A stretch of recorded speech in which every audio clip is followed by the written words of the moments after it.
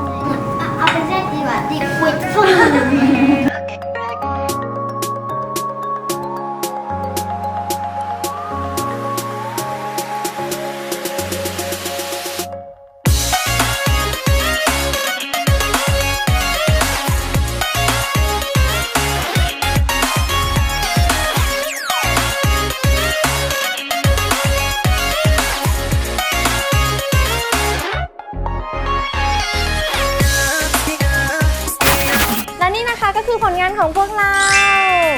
นี่นาจะแนะนำเลยนะว่าบ้านไหนที่มีเด็กๆนะเอาอันนี้มาให้เด็กๆทำเป็นกิจกรรมเสริมในระหว่างแบบวันที่ว่างๆเนาะจะบอกว่าน่ารักมากแล้วก็อร่อยมากด้วยเพราะว่าอันนี้เขาใช้เป็นแบบวัตถุดิบพรีเมียมมากๆเลยไข่ไก่ก็เป็นออร์แกนิกนะแล้วก็เป็นเนยแท้หวานน้อยด้วยจะบอกว่าทั้งน่ารักทั้งอร่อยแนะนำมากๆเลยใครสนใจนะคะสามารถเข้าไปดูได้ที่เพจ Facebook ที่ชื่อว่า Pastel Bite นะคะไปแล้วเด็กๆอยากทานมากๆเลยวันนี้ไปแล้วนะบ๊ายบาย